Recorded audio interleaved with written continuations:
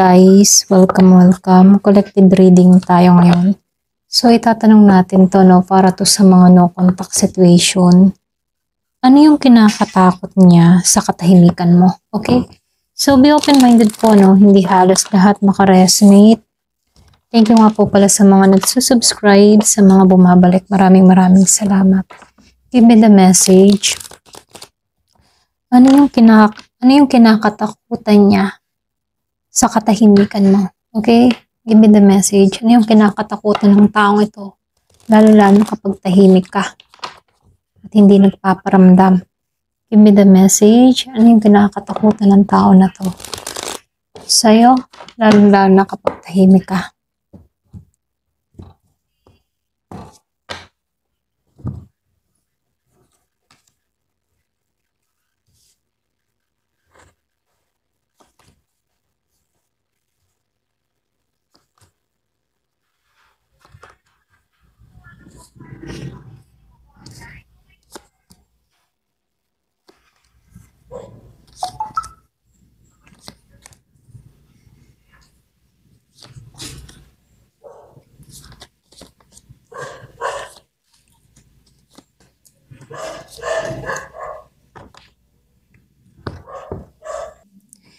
So, dito, no, ano yung kinakatakutan niya, lalo-lalo na kapag tahimik ka dito, no, dahil nangunguna dito si King of Wands, okay?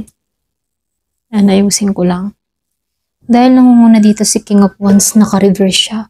So, ibig sabihin, ano, yung bang tipo na energy na hindi na siya ang may hawak o may control sa sitwasyon, okay? So, nung una, siya yung may hawak, lalo-lalo na sa sitwasyon nyo, no? Pero dahil ganito nga nangyari, okay? Dahil sa katahimikan mo, nagkaroon ka lalo ng malakas na impact sa kanya, okay? Siya ang may karisma, may kumpiyansa, at ikaw sa mata niya ay sumusunod sa enerhiya niya before, okay? Dahil lumabas siya na naka-reverse, yun yung iniisip niya, okay? Na siya yung dapat ang hari, siya yung nangingibabaw, siya yung may control. Pero dahil tumahimik ka, nawala lahat yon, okay? So dito, no, yung katahimikan mo ang nagbigay ng control ngayon sa sitwasyon mo. So nakikitaan ko dito, no, nagbago ang lahat. So dito, ramdam niya na wala na siyang control sa direksyon ng connection nyo. Hindi niya na alam kung ano ba yung naiisip mo, kung ano ba yung plano mo, at kung ano ba yung nararamdaman mo, okay? So, yung katahimikan mo dito, no, ito yung nagbigay ng distansya na para bang may malaking salamin na pinapakita ka sa kanya na hindi siya ang may kapangyarihan, lalo-lalo na sa emosyon mo, okay? So, kinakatakutan niya na hindi na siya mahalaga pagdating sa'yo dito, okay? So, dito dahil lumabas tong Ten of Swords dito, nangangahulugan ito, no, na yung bang tipo na sa ilalim ng mga ngiti mo, no, yung katahimikan mo, alam niyang tinapos mo na yung cycle, lalong-lalo na sa mga sakit na naranasan mo. Okay? Excuse me. So, dati, bawat salita niya ay may epekto sa'yo. So, pero ngayon, kahit bumabagsak pa siya, para bang hindi ka na natitinag. Okay? So, dito, yung pinakamasakit sa kanya, nakikita niyang hindi ka na nasasaktan. At iyon yung sinyalis na tuluyan ka nang lumalayo, okay? So, kinakatakutan niya yung katotohanan na ikaw ay naghihilom, okay? So, dahil lumabas ang the temperance, upright, and the strength, So, meron siyang mga tanong dito, May time nag-iisip na, bakit kaya kalmado tong person ko? Or bakit parang wala lang sa kanya, okay? So, habang siya'y naguguluhan, ikaw ay kalmado. So dito, habang siya'y nalilito ng mga kung anong dapat gawin, ikaw ay payapa. So yung katahimikan mong enerhiya ay parang banal na healing, Kumbaga para kang nandito ka sa moment na banayad. Hindi ka galit, yung bang tipong hindi malamig, hindi malalim na pagkakaintindi, or hindi mo to iniintindi, mga ganun, So ayan na yung hindi niya, ito yung nagiging, yung bang tipong ito yung nagpapatrigger sa kanya, okay? Kumbaga, nakikitaan ko dito, ito yung kinakatakutan niya yung maturity at spiritual calmness mo. Kumbaga, mas lalo kang nagmamatured, mas lalo kang lumalago, mas lalo kang nagiging kalmado, hindi mo na siya pinapatulan. So, kasi alam niya kahit ano pang yung gawin niya, no, hindi mo na siya babalikan, okay? So, nakikitaan ka ng ganun ng tao na to, no? Alam ng tao na to na wala ka nang pakialam sa kanya. Ayan. So, dito, no, dahil lumabas tong strength din, the Hierophant dito, no. So, nakikitaan ko dito yung bang tipo na ikaw, yung tipo dahil naka-reverse to, no, strength reverse. Kumbaga, ramdam ng person mo na mahina na siya ngayon, okay?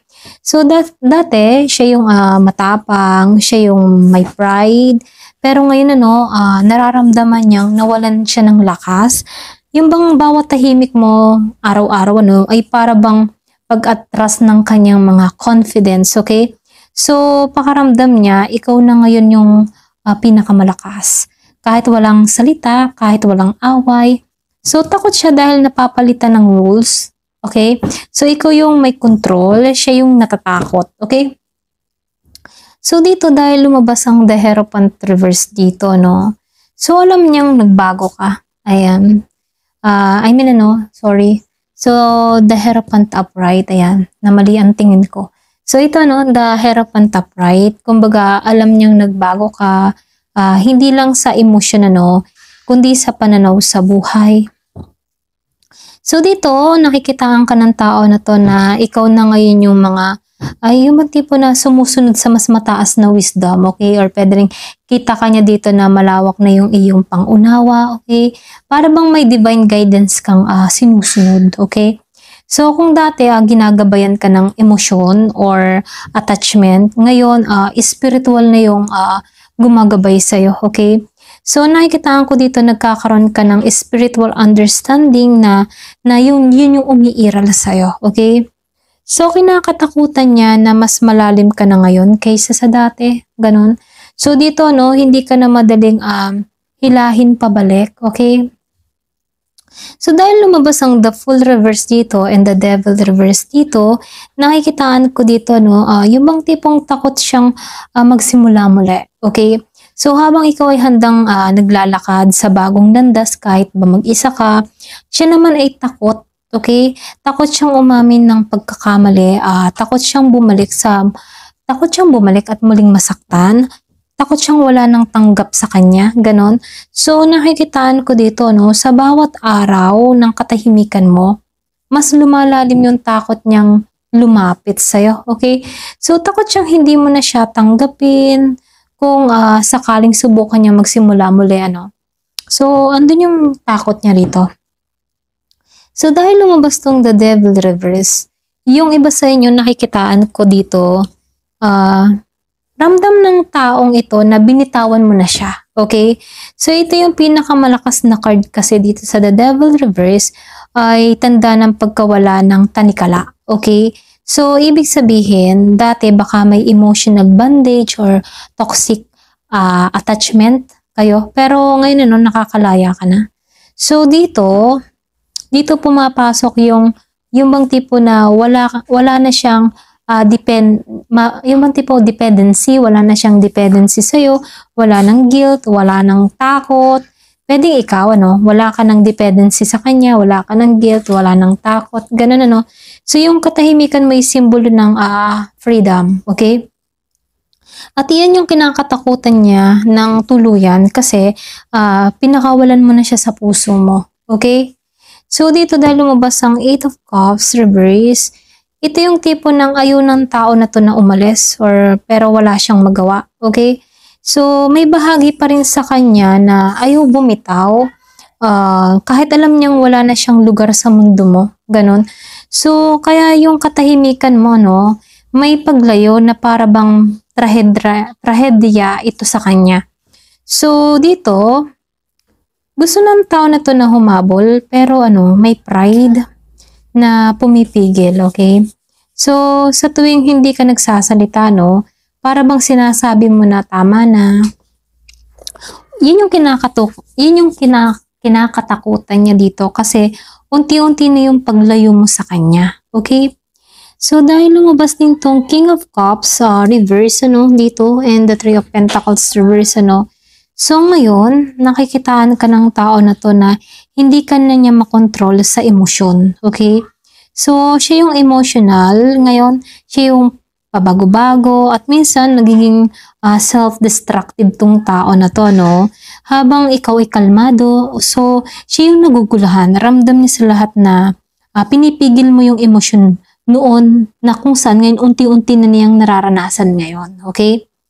So, nakikitaan ko dito yung karma na imbalance. So, nakikitaan ko dito, no, takot siya dahil ngayon siya naman yung nakakaranas ng emotional na kawalan ng control na kung saan dati ikaw yung meron. Okay?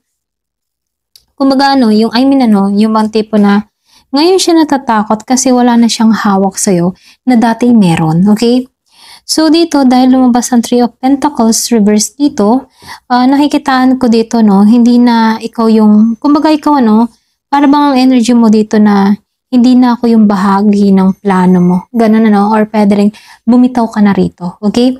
So dati, kahit ba may problema kayo ng tao na to, alam niyang andun pa rin yung teamwork, pero may pag-asa pa, ganun. Or pwede rin ikaw yung tipo ng tao before na kahit may problema, ikaw yung nanunuyo hanggat maayos pa, okay? Pero dahil tumahimik ka dito, dun siya nawindang, okay? Ngayon, ramdam ng tao na to na tinatanggal mo na siya sa buhay niya, sa buhay mo, okay? Kumbaga, tinatanggal mo na siya sa buhay mo, so hindi mo na siya kasama sa future vision mo, ganon. So, takot siya na tuluyan mo ng putulin yung partnership o anumang ugnayan sa'yo, okay? So, dahil lumabas ang Two of Swords, reverse dito, no? So, nakikitaan ko dito, no? Ramdam ng tao na to na wala na siyang laban sa'yo, okay? So, yun dito, no? Yung decision mo, malinaw, kahit walang salita. Ganon. Alam niyang napag-isipan mo na yung lahat at hindi mo na lang siya basta, alam mo yung tipong, hindi mo lang siya basta sinukuan, pinagdasal mo at pinagnilayan mo. Okay? Kumbaga, pwede rin sabihin na ikaw, napag-isip-isip mo, napagtanto-tanto mo, at pwede rin nanalangin ka na lamang dito. Okay? So, kaya ngayon, kahit gusto niyang lumaban, alam niyang huli na. Okay? So, kinakatakutan ng tao na to na magsarado na yung puso mo at hindi siya makapasok muli sa'yo. Okay? So, dahil lumabas ang Knight of Pentacles reverse dito, so, dito, hindi niya alam kung paano magpatuloy, okay?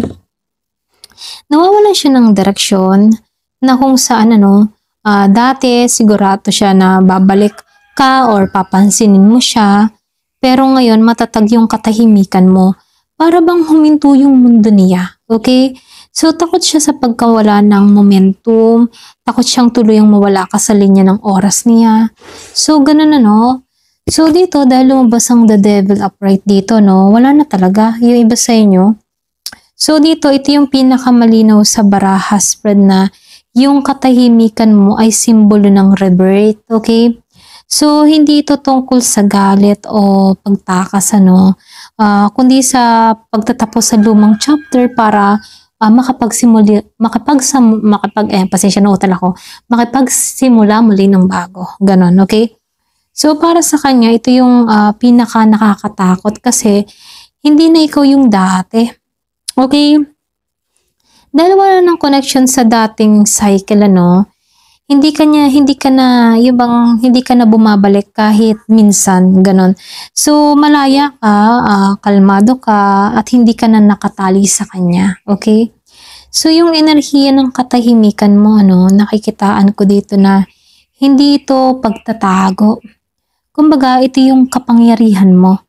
So, ito yung banal na boundary na nagsasabing tama na, tapos na, pinili kong manahimik kasi may kapayapaan sa loob ko. At yun ang kinatatakutan niya. Dahil alam niya sa sandaling maramdaman ng isang tao ang ganitong katahimikan, wala nang makakabalik sa dati. Okay? So, dito yung energy ng person mo, hindi niya alam kung paano bumawi sa'yo. Yung katahimikan mo yung pinakamasakit na sagot. Okay? So, dati, kaya niyang basahin yung galit mo, at lungkot mo. So ngayon, wala siyang mabasa sa'yo. Okay? Para bang naglaho ka sa mundo niya. Okay? At yun yung pinaka kinatatakutan niya rito. Okay? So yung takot niya ay hindi lang sa pagkawala mo, no? Kundi sa pagbabagong dala ng pagkawala mo. Okay? So ngayon, may bagong ikaw, kalmado, malakas, at marunong pumili ng sarili. Okay? So yung katahimikan mo ay naging karma at lesson sa kanya. So ito rin yung crown of wisdom, ano? Kasi merong mga ebidensya na nag-evolve ka na. Okay? Kumbaga, kita niya dito na nag-evolve ka na. Ibang tao ka na. Okay? So yun yung pinakamasakit para sa kanya at yun yung kinatakutan niya. Kasi hindi na siya maka-level sa energy mo ngayon. Okay? Ayan, ito lang nakikita ko. Thank you for watching. Love and peace.